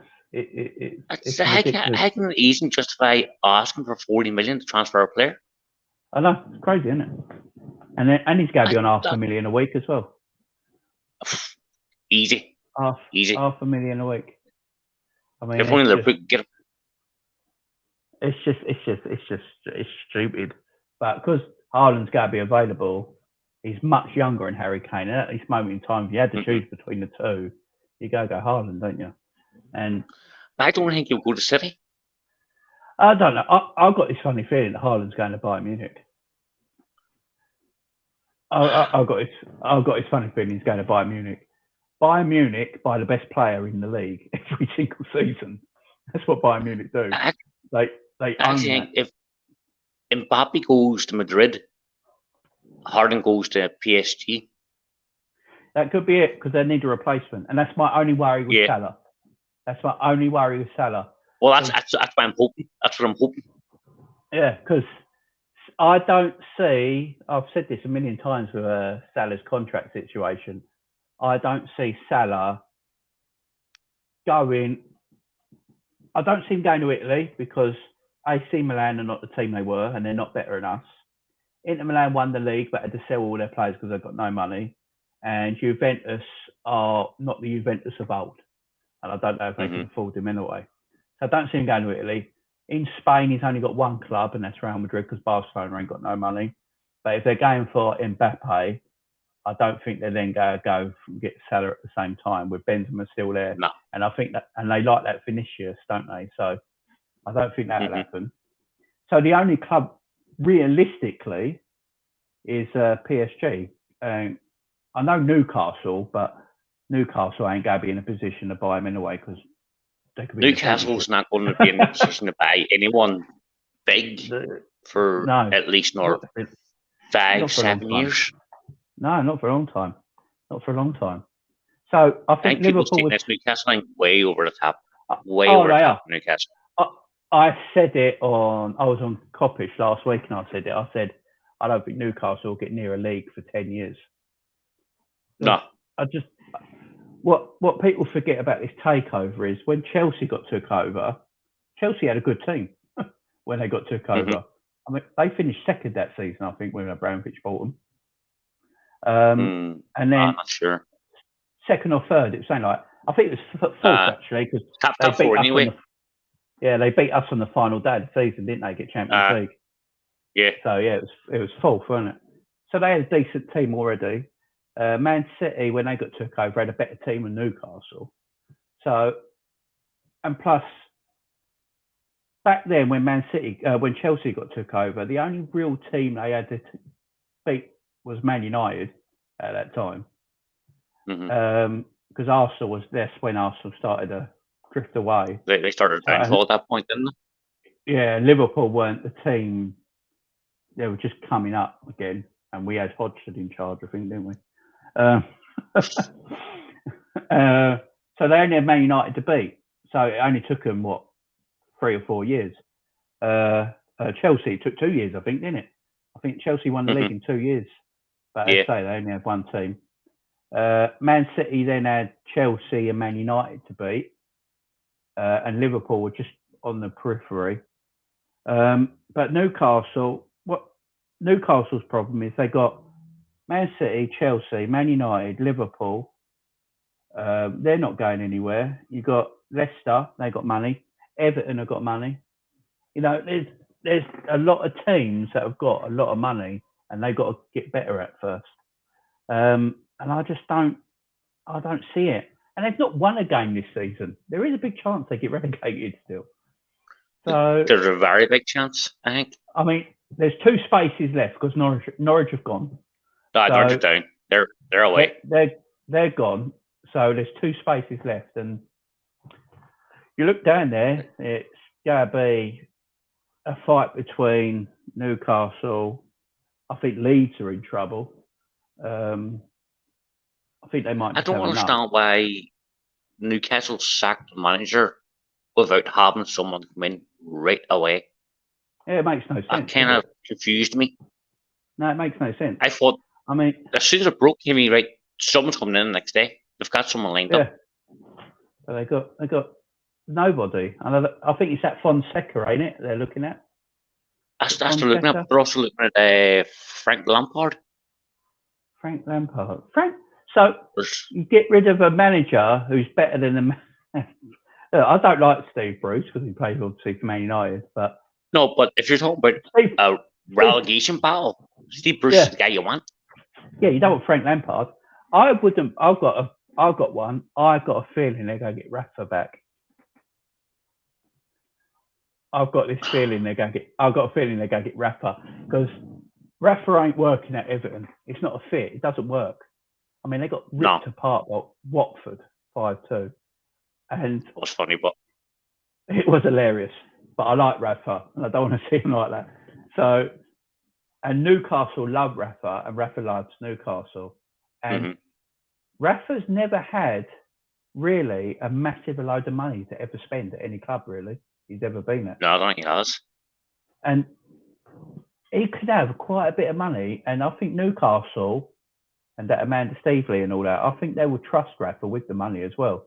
He does make quite true business deals, and it'll be the good time factor that I think Newcastle need. Because at the moment, it's a good time factor at Newcastle sort of gone away a little bit. With they're still not winning, they've still got a manager in, and I think they're like, oh yeah, we are in a relegation battle. It is quite serious actually. So I think if they can get Rafa in, they go to Everton and go, well, we'll buy him out no matter what. You know, here's your money, and get Rafa in, and then in January give Rafa. Because they're probably going to give the manager who's ever in charge in January 100 million to spend to get him out of trouble.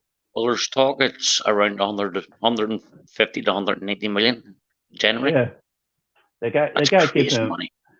They're going to give him money to get out of trouble. But the problem is who they can buy. Because you want to buy players that are going to be up for the fight.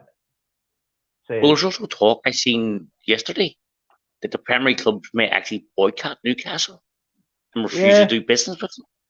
Yeah, because of well, this is the thing I have a problem with. Because my whole problem with the Premier League is the reason the deal didn't happen the first time round is because the Premier League were worried about the copyrighting stuff with Saudi Arabia and being talks for it or something like that. So they're worried about the copyrighting thing. That's about money, not about human well-being that happens over in Saudi Arabia. The Premier League's all about money. They don't care about rights. But then they got upset about the Super League because they said it was about money. So, like Jurgen Klopp, I think Klopp said it in his press conference last week. The Premier League is becoming a Super League. There's no difference. Yeah. There's no difference because there's not. No.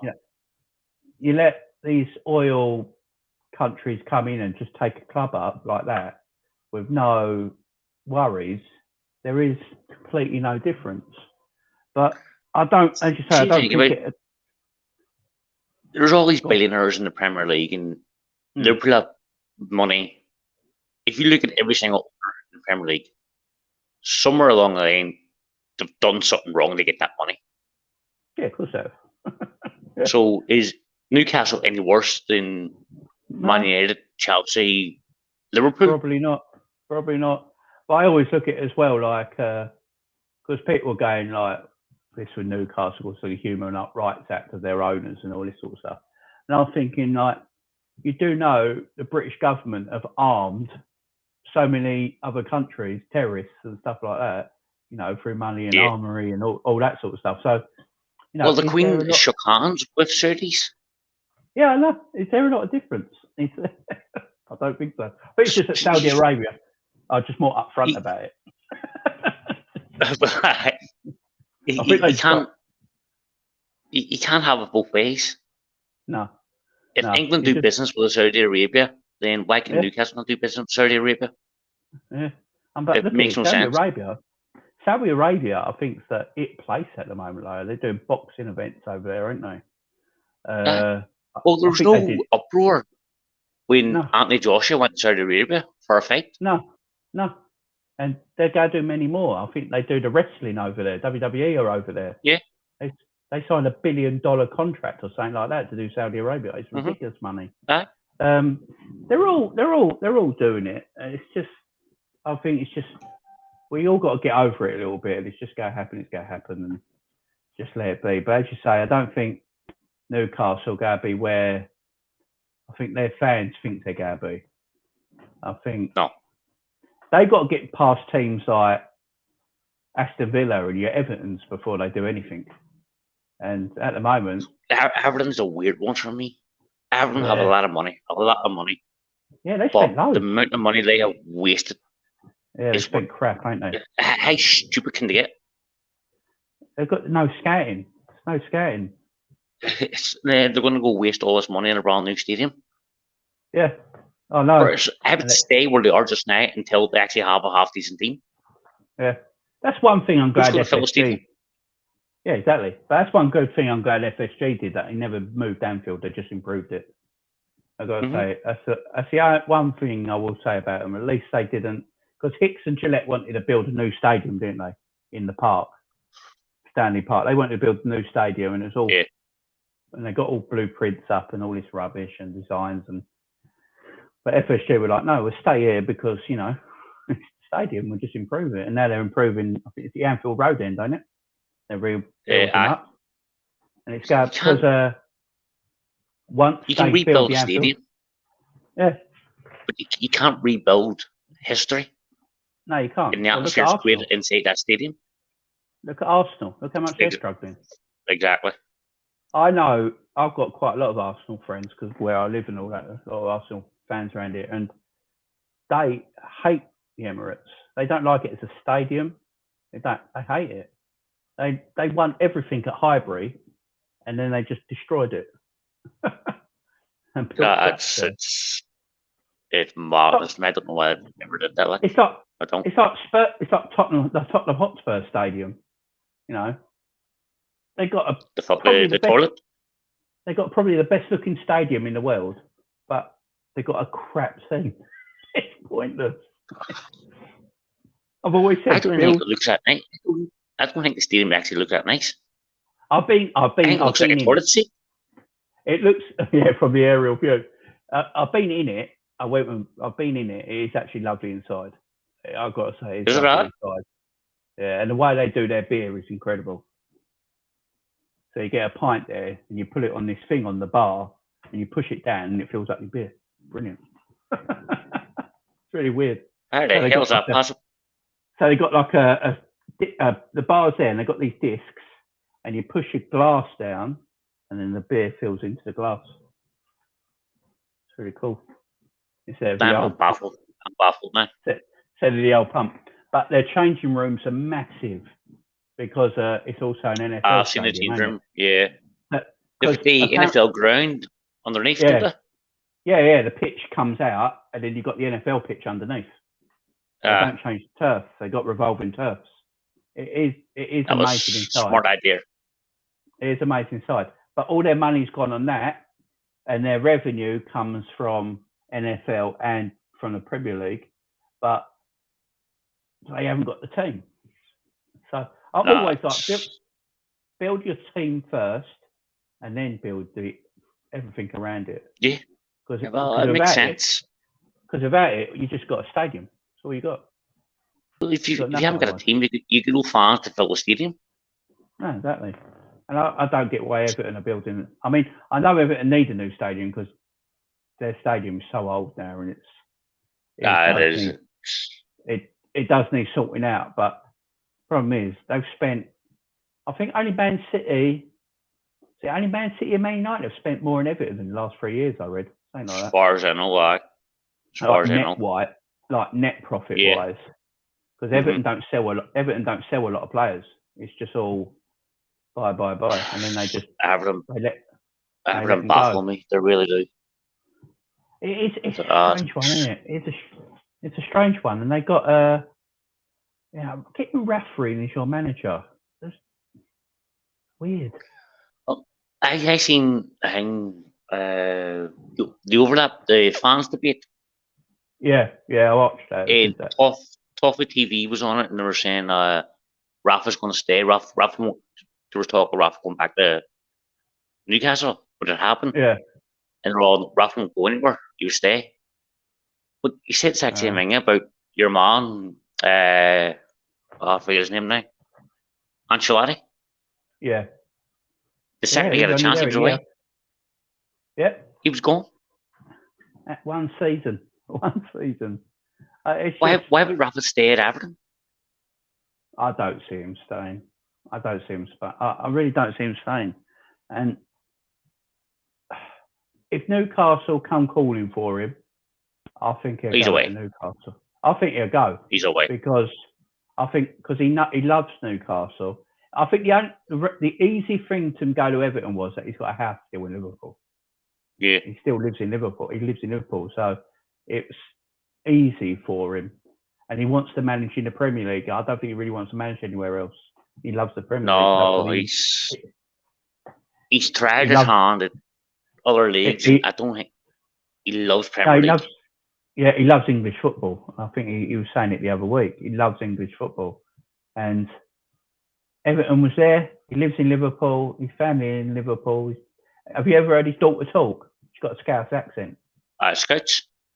Yeah, she's got a Scouse accent because she was born in Liverpool when he was Liverpool manager. Yeah. So she's saying Scouse, even though he's lived all around the world still. She's still saying Scouse. So they've always, his wife and his kids have always stayed in Liverpool. Yeah, they've never moved with him. Yeah, because when he went to China, he went on his own, didn't he? Yeah, yeah. They all stayed here. He went and even when he went to Real Madrid, I think they stayed. They stayed in Liverpool as well. Yeah, yeah. So it shows the love the family have for the city. Yeah. Oh, it's an amazing city, though. I go there I try and get up there quite a bit, and me and my wife and my kids and all that. We all we love it up there. It's probably the best city you'd ever visit for me. Yeah. Ever. I mean, the people up there are just lovely. I mean, they're so warming, and it is my favourite place to go. I must admit. Anywhere else you get the chance. I was there in the summer, and even the Everton fans I talked to up there were outstanding people. Yeah, they love their banter. Lovely, friendly, welcoming. Yeah, it's just a shame to pick the shit football team. Yeah, I love it when you're going through Liverpool 1 though, and then you got the Liverpool store, ain't you? And then you got Everton. Yeah. I think it's called Everton 2, ain't it? Everton 2. And it's a tiny little shop, and then the Liverpool shop is like ginormous on the corner. 2 floors. No, I seen thing on Facebook when Watford beat them. Put a picture of the shop up. And Everton Watford 5, Everton 2. Oh, that was funny, mate. I loved it. I love it. I could see Rafa back at Newcastle. There's the cat again. He's coming the star, he has. I'll get Twitter DMs about the cat. But no, so I've got to wrap this up, fella, because I have got. Thanks, homie. Appreciate it. Sleep. Cheers. I will be back. Oh, what day are we? I'll be back tomorrow for a reaction. So look out for it then. Nice one, mate. Match reaction tomorrow night. All right. Lovely. Look forward to it. Cheers. Thank you. Cheers, mate.